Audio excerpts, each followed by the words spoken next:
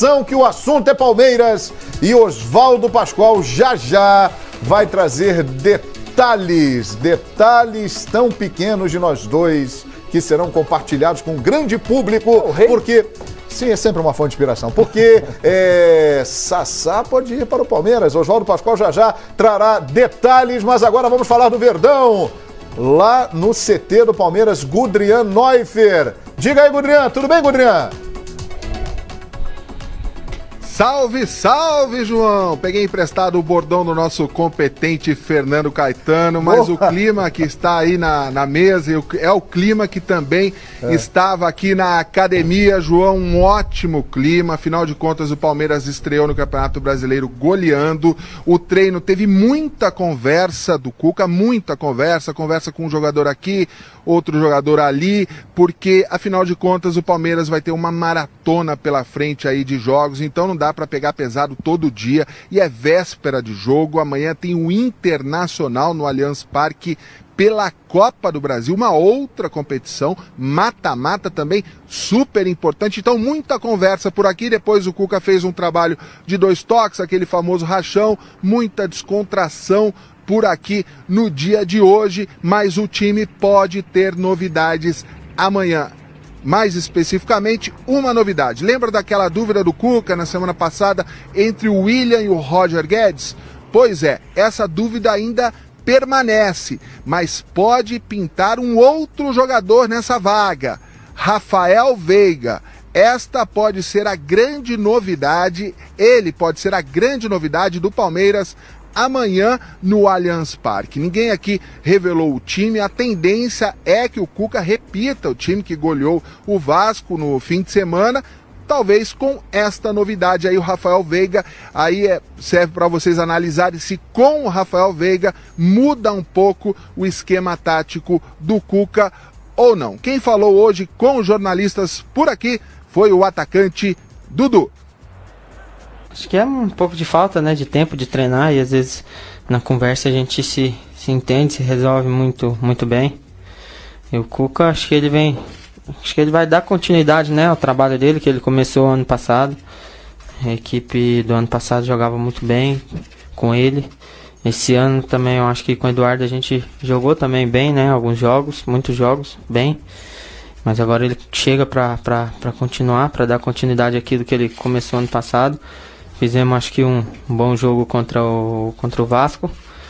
Acho que agora é só continuar dia a dia, escutando bastante o que ele tem para falar pra gente continuar desenvolvendo um bom futebol. Acho que a gente tem um elenco, tem um time muito qualificado para não precisar priorizar nada. Acho que quem entrar vai dar conta do recado, quem for jogar vai dar conta da competição que for. A gente sabe que a Copa do Brasil é diferente, é um campeonato que a gente tem que procurar vencer, mas sem tomar gol em casa. Tem um contrato com o Palmeiras, né? Até no final de 2020 a 2019, não me lembro. Mas eu não vou sair do Palmeiras agora. Tenho objetivos aqui esse ano e a gente vai cumprir, a gente vai lutar bastante para isso, para a gente conquistar nossos títulos que a gente tem a disputar. O torcedor pode ficar tranquilo que vai ter que aguentar eu muito tempo aqui ainda. Pois é, a gente ouviu aí o Dudu falar que não vai embora do Palmeiras. Outro que também não vai embora do Palmeiras tão logo é o Edu Dracena, que renovou o contrato até o fim de 2018. E tem gente chegando aí no Palmeiras, que eu tô sabendo. Volto com vocês aí, João. Ah, rapaz, tem mesmo, hein? Quer saber só, Gudrian? E você que tá ligado no expediente, a notícia é do Oswaldo Pascoal. Fala, Pascoal!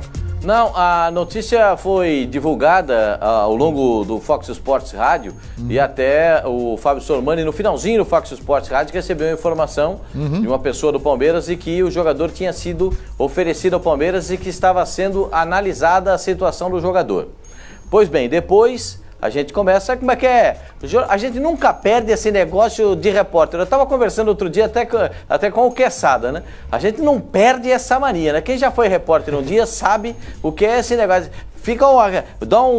Você sabe a coisa, você quer saber tudo. Aí você tem aquele negócio. Então você começa a usar o que você tem, que são os amigos que você construiu ao longo da carreira, né? Então você começa a ligar para um, liga para o outro. Não sei muito bem disso não, Pascoal. Mas liga naquele cara lá que ele vai te dar uma mão. Aí você vai ligar para um e Paulo, aí a situação é a seguinte. O Palmeiras tem mesmo muito interesse na contratação do jogador. Está muito perto de contratar, muito perto. Dizem até que tem o Cruzeiro meio que na parada também, né? Que o Cruzeiro também teria interesse no jogador, mas que o Palmeiras já tinha mantido um contato e que tinha se adiantado no processo. Os valores não estão nada fora do que o Palmeiras paga, do que o Palmeiras pode pagar para um jogador como ele. $1,5 milhão para 50% do valor do jogador, até porque o contrato dele se encerra no fim do ano e é decrescente os valores quando se trata de contrato no futebol brasileiro, o Palmeiras não tem nenhuma dificuldade, convenhamos, a dificuldade é nenhuma para pagar. O salário do jogador, 300 paus de salário, convenhamos, nenhum problema para o Palmeiras pagar. As luvas que foram pedidas, nenhum problema. Agora, o problema está no acordo com o Botafogo. Do Botafogo se acertar com o Palmeiras para a liberação do jogador. Até porque ele tendo contrato com o Botafogo, ele não pode sair mesmo faltando quase que 6 meses ou faltando 6 meses para o contrato. Tem que haver um acordo do Palmeiras com o Botafogo. Eu posso afiançar para você que se depender do Palmeiras com o jogador, do acerto do Palmeiras com o jogador, isso já está encaminhado.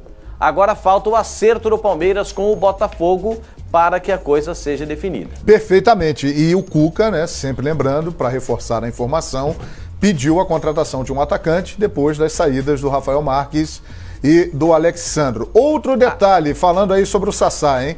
E essa informação eu vi hoje, na hora do almoço, na Rádio Itatiaia de Belo Horizonte, com o repórter Samuel Venâncio, que cobre o Cruzeiro e que é uma fonte que merece todo o crédito. O Cruzeiro também tem muito interesse no Sassá. O Neilton retornou para o Cruzeiro e o Neilton passou bem pelo Botafogo. Então o Cruzeiro estaria tentando uma troca. Neilton no Botafogo e Sassá no Cruzeiro. Mas a informação do Pascoal é essa, que o Palmeiras está com tudo acertado, só falta agora a definição entre Palmeiras e Botafogo. Vale a pena o Sassá? Ficou muito claro que o Sassá não quer mais jogar no Botafogo, né? Tá claro. Eu não tenho dúvida disso. Ontem mesmo você comentou. E o Botafogo, é melhor que o Botafogo receba esse $1,5 milhão de dólares. Do que não receber nada. Do que não receber nada, concorda? Porque o jogador, ele não vai ter mesmo. O jogador já não tem mais nada com o Botafogo. Então, que pegue esse $1,5 milhão e use esse $1,5 milhão para fazer alguma coisa. Mas vale a pena o Sassá? No Palmeiras? Se ele tiver futebol? Sinceramente, desculpa, PVC, eu acho que o Palmeiras não precisa.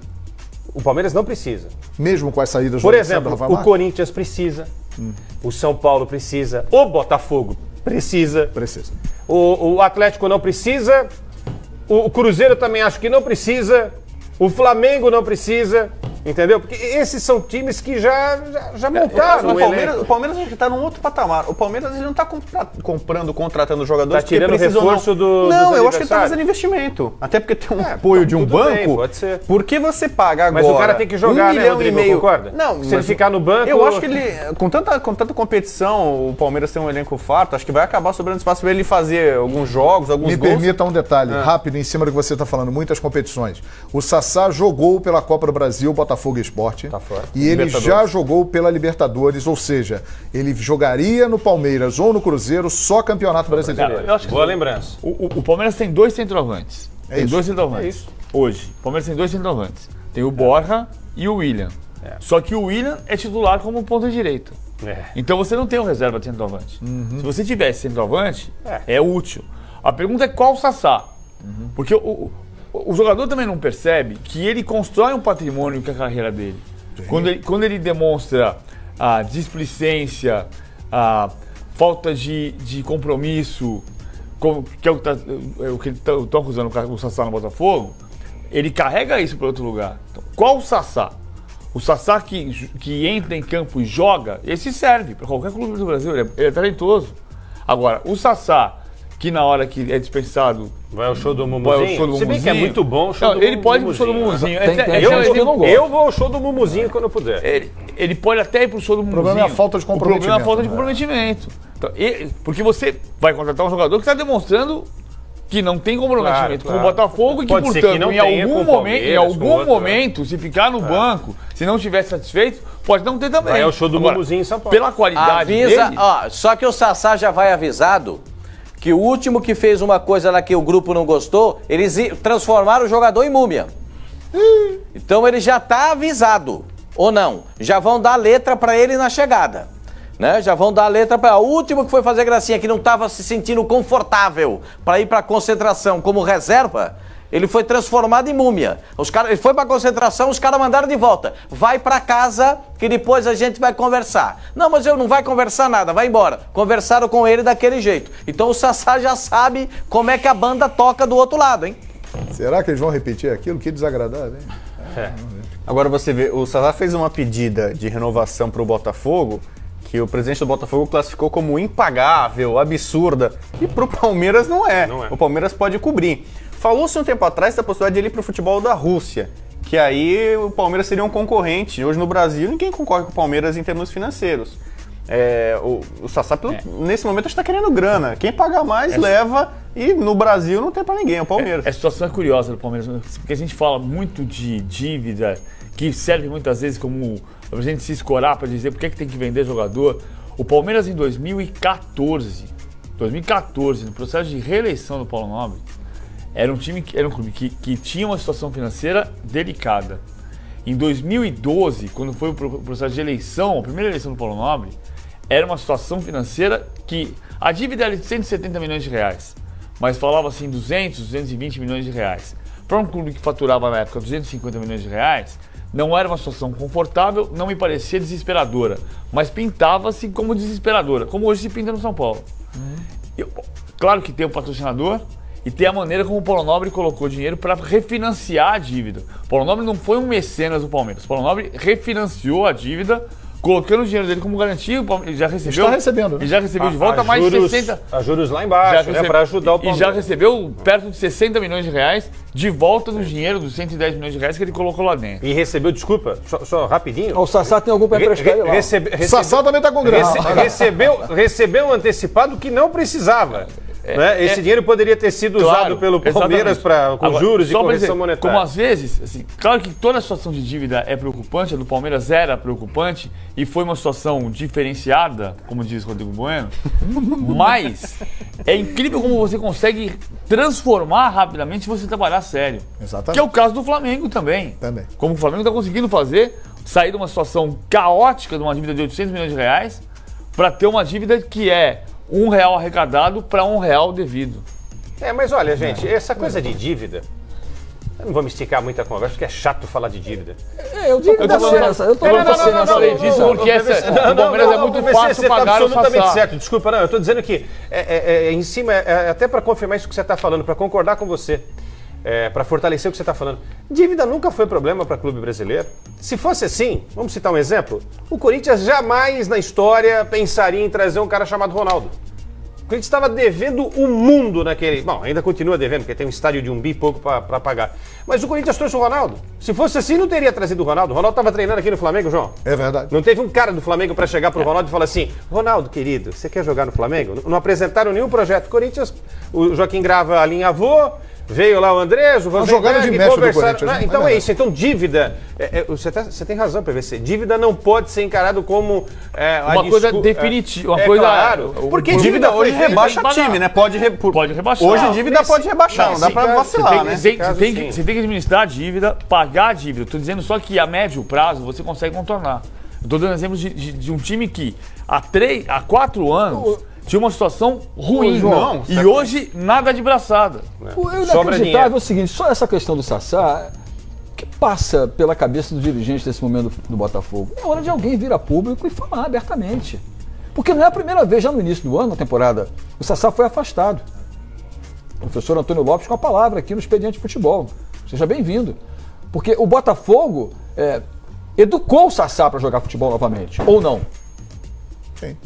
O Sassá estava no limbo, afastado, punido, fora de forma. Mas não esticou o contrato dele, uma situação criada Pode por ele. perder agora como... Por ele, aí o Botafogo vai lá, resgata, traz ele de volta, dá consciência profissional, educa, bota em forma física, paga o salário em dia, né? O Botafogo trouxe tudo aquilo que um clube faz para ter um astro dentro do seu elenco. Não que o Sassá seja um astro, muito longe disso, mas é um bom jogador, né? Merece o crédito que tem. Mas olha, o Sassá não é também, vamos aqui entre nós, né? Não é esse talento todo, né? Por não isso que eu perguntei se vale a pena. Não é essa bola toda, né? Vamos assim, né? Se fosse o Carlos Alberto Torres, pegaria uma bolinha de papel, penduraria, mas olha a bolinha do Sassá. É mais ou menos uma bolinha assim. Ele é eficiente, ele é rápido, ele é goleador, é bom de papo, é descontraído, sabe jogar lá no ataque. Mas para jogar no Cruzeiro, no Palmeiras, não sei o quê, vai esquentar banquinho, meu camarada. não é chegar lá no Palmeiras e assim, eu sou o número 1, vou para a janela. Não vai.